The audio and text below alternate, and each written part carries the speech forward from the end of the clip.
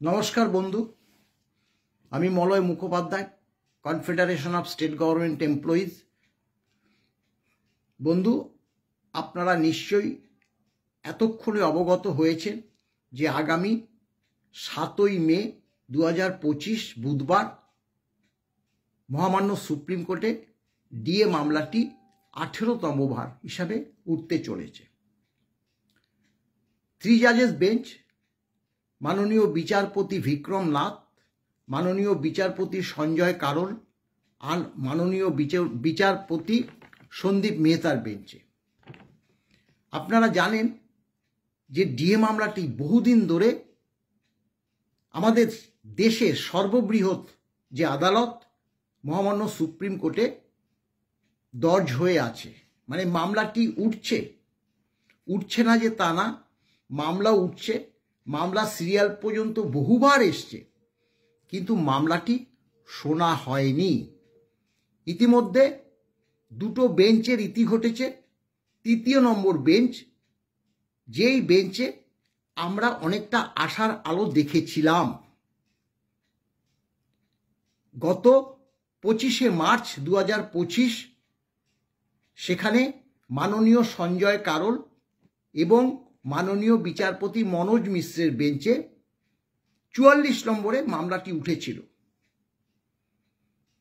সেদিন মাননীয় সঞ্জয় কারোলের যে বডি ল্যাঙ্গুয়েজটা বলাটা অন্যায়, অনুচিত, তার যে মনোভাব আমরা লক্ষ্য করেছিলাম মাননীয় বিচারপতি সঞ্জয় কারোলের, তিনি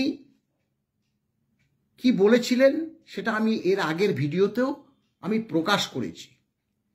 তিনি প্রথমেই বলেছিলেন যে এই ডিএ মামলা সম্বন্ধে আমি ওয়াকিবহাল, অর্থাৎ তিনি এই ডিএ মামলাতে আরও বেশ কয়েকবার বসেছে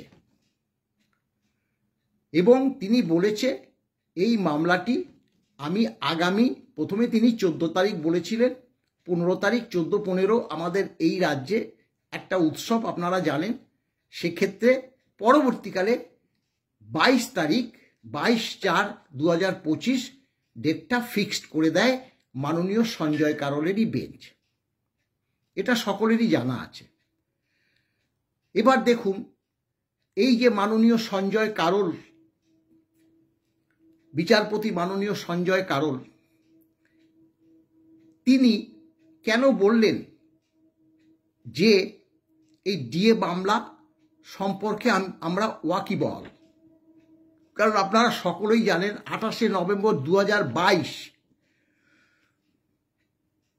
মাননীয় বিচারপতি দীনেশ মাহেশ্বরী এবং মাননীয় বিচারপতি হৃষিকেশ রায়ের বেঞ্চে মামলাটি প্রথম উঠেছিল এবং সত্যি কথা বলতে কি খুব অল্প সময়ের মধ্যেই 8 বার মামলাটা উঠেছিল।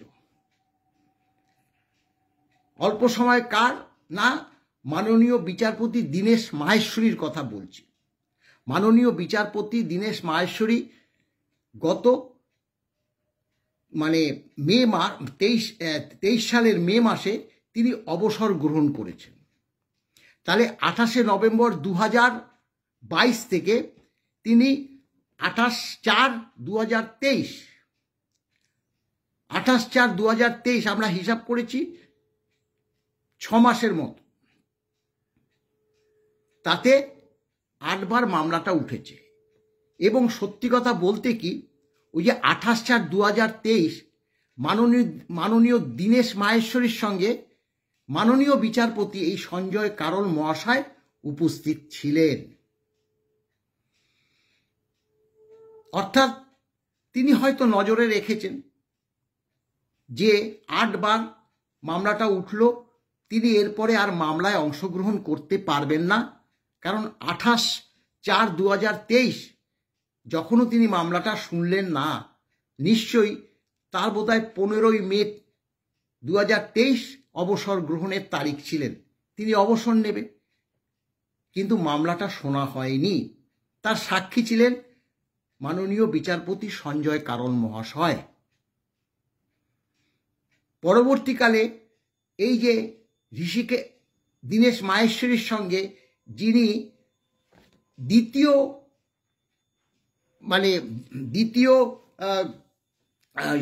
বিচারপতি হিসাবে যিনি ছিলেন তিনি ঋষিকেশ রায়। তিনি প্রথম বিচারপতি স্থান গ্রহণ করলেন। পরবর্তীকালে মামলাটা ডেট দিয়েছিলেন, সেই ডেটটা হয়েছিল 14/7/2023। 14/7/2023 মাননীয় বিচারপতি ঋষিকেশ রায়ের সঙ্গে মাননীয় বিচারপতি পঙ্কজ মিতাল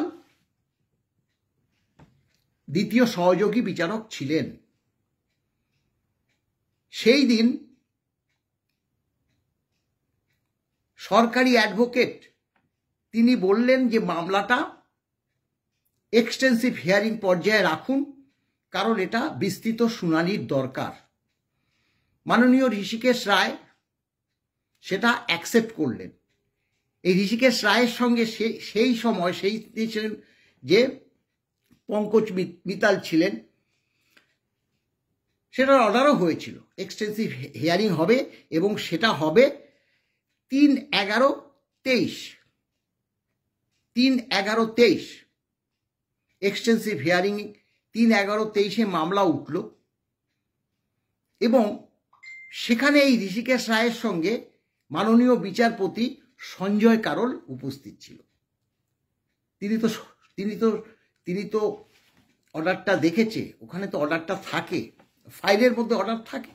এর আগে কি বলা হয়েছিল অর্ডারে বলা হয়েছিল এক্সটেন্সিভ হিয়ারিং করবে,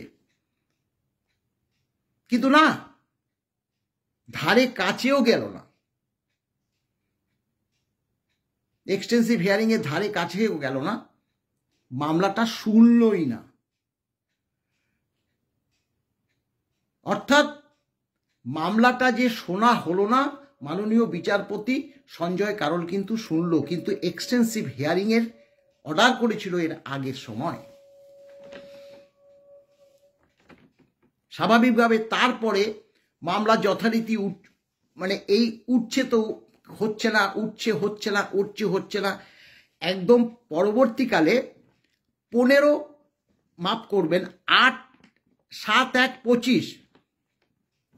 7/1/25 ঋষিকেশ রায় এবং JSVN ভাট্টি বেঞ্চে মামলাটা উঠল। ওটাই হচ্ছে শেষ ঋষিকেশ রায়ের মামলা, ছিল 15তম। অর্থাৎ 8 বার মাননীয় বিচারপতি দীনেশ মাহেশ্বরী 6 মাসের মধ্যে 8 বার উঠেছে। তখন তবুও শুনানির কথাটা বলবো না, কিছুটা কনভারসেশন হয়েছে।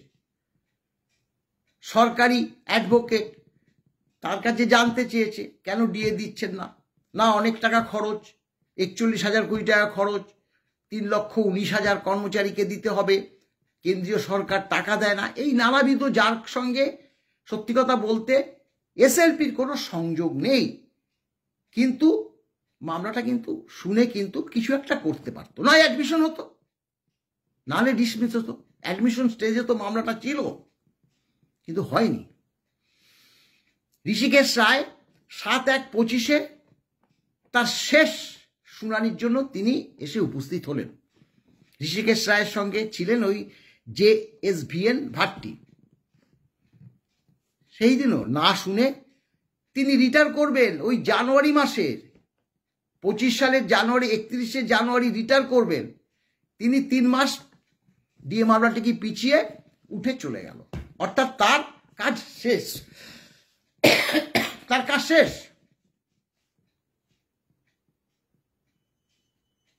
তাহলে কি হলো?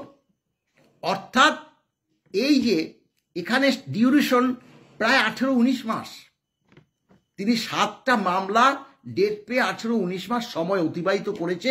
কে না? মাননীয় বিচারপতি ঋষিকেশ রায়। সঞ্জয় কারোল 2-3 বার বসেছিল বলে বোধ করি, আমরা জানি না সুপ্রিম কোর্টের রকম সকম তো আমাদের জানা নেই। 25/3/2025 বেঞ্চ চেঞ্জ হলো, নয়া বেঞ্চ গঠন হলো। তাতে মাননীয় বিচারপতি সঞ্জয় কারোল এবং মাননীয় বিচারপতি মনোজ মিশ্রের ডিভিশন বেঞ্চে মামলাটা উঠল 44 নম্বরে। এটা এর আগেও বলেছি, আবারও বলছি, তাহলে বুঝতে আপনাদের সুবিধা হবে। সেদিন তিনি ওই কথাটাই বলেছিলেন প্রথমে উঠে, যে ডিএ মামলা সম্বন্ধে আমি ওয়াকিবহাল। মিস্টার সিংভি, আপনারা কেন ডিএ দিচ্ছেন না, কেন ডিএ মামলা ডিসমিস হবে না, এই প্রশ্নটাও ছুড়েছিলেন।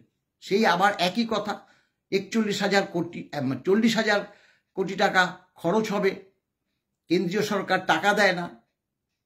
অবশ্য সেই ব্যাপারে তিনি আর কোনো মন্তব্য করেনি। তিনি শুধু একটা কথাই বলল যে মামলাটা আমি শুনব এবং টপ অফ দ্য লিস্টে রেখেই শুনব।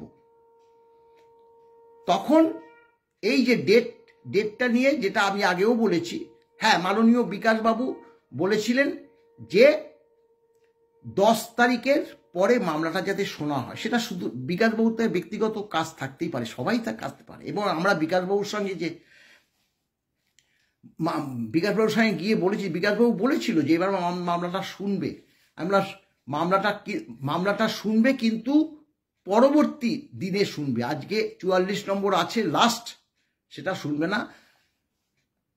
আমি এখানে অনলাইনে থাকব, পরবর্তীকালে মামলাটা যেদিন তিনি দেবেন সেদিন আমি সশরীরে উপস্থিত হব। সেই কথাটা আমাদের দিয়েছিল এবং সত্যি কথাই বলতে মামলাটা তো শোনেনি, শুধু কি বলেছিল, মিস্টার ভট্টাচার্য আমি মামলাটা শুনবো। তখন বিকাশবাবু বলেছিলেন যে মাই লর্ড, যে এটা 10 তারিখের পরে। তখন তিনি নিজেই বললেন 12 তারিখে, মানে হ্যাঁ ঠিক আছে, কোনো অসুবিধা নেই। তারপরে আবার সেটা চেঞ্জ হয়ে বললো 14 তারিখ। 14 তারিখও অনেকে, মানে সরকারি আইনজীবী অভিষেক মনু সিংভি সেটাকে আরও 7 দিন বেরিয়ে 22 তারিখ করেছে। খুব একটা দেরি না, আমরাও মেনে নিয়েছি। আমরা কেন, দেখুন ব্যাপারটা কি, 7 দিনের মধ্যে যদি মামলা পড়ে, আমাদের পক্ষে যে কিছু আমাদের পয়সা কড়ি তুলতে হবে। সেই কারণে আমরাও বলেছিলাম যে আমাদের দিন 15 2 সপ্তাহ সময় হলে আমাদের সব থেকে ভালো হয়, এটা আমরা বলেছিলাম। সাধারণ কর্মচারীরা তো স্বাভাবিক নিয়মে চাইবে। আমি যদি সাধারণ কর্মী হিসাবে থাকতাম, আমাদের মামলা যদি না হতো, তাহলে আমিও ভাবতাম ইস, আজকে মামলাটা হলো না, যাতে 7 দিন পরে 5 দিন পরে আবার মামলাটা হয়, যাতে কিছু একটা হয়। কিন্তু যারা মামলাকারী তাদের তো সত্যি কথা বলতে অনেক পয়সা কড়ি প্রয়োজন হয়। তা যাই হোক, সেটা ছিল 25 দিন, মামলাটা 22/4, অর্থাৎ 27-28 দিন, মাসখানেক। সেই দিনটা আসলো, টপ অফ দ্য লিস্টে রেখে মামলাটা শোনা হবে সেই কথা বলল। কিন্তু কজ লিস্টে দেখলাম 22/4/2025 3 জাজেস বেঞ্চ হয়েছে এবং তাতে 51 নম্বর, এবং সেই 50 এবং 51 এই দুটো মামলা hide up on the top up বলে লেখা আছে। তা সেটার মানে বুঝলাম যে মামলাটা 50-51 থাকলো, একটা 50 এবং একটা 51, সেখানে টপে এনে মামলাটা শোনা হবে। স্বাভাবিকভাবে আমরা সকলেই, মাননীয় বিকাশবাবু, ফিরদৌস, আমাদের যে টিম, মাননীয় আইনজীবীদের টিম, আমরা দুজন, আমি এবং আমার প্রেসিডেন্ট সহযোগে উপস্থিত ছিলাম। কিন্তু কোনো কারণে হোক মাননীয় সঞ্জয় কারোল ওই দিন উপস্থিত ছিলেন না।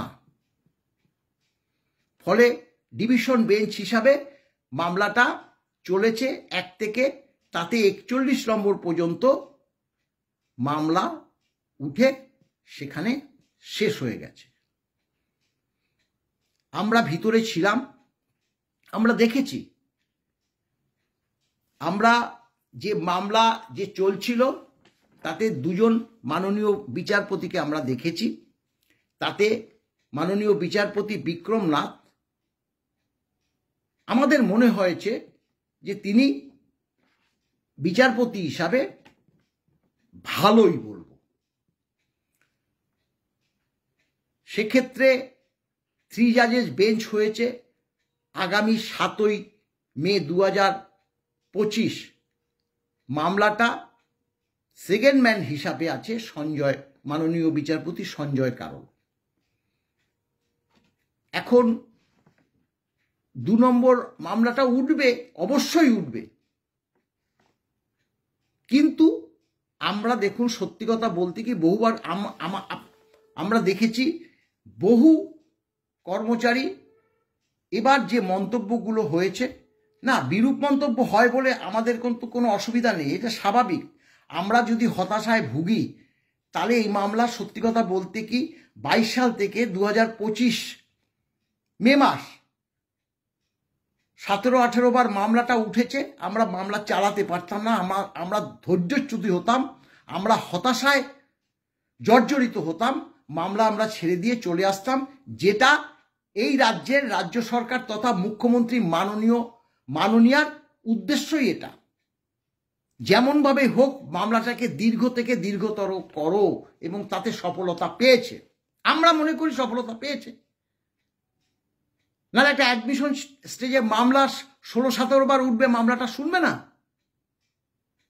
এটা হতে পারে।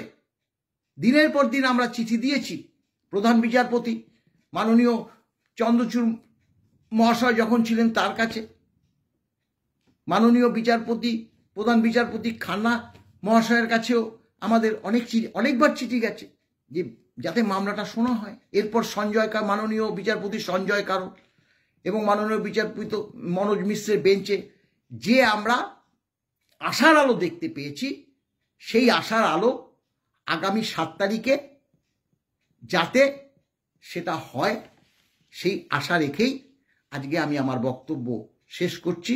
ভালো থাকবেন। নমস্কার বন্ধু।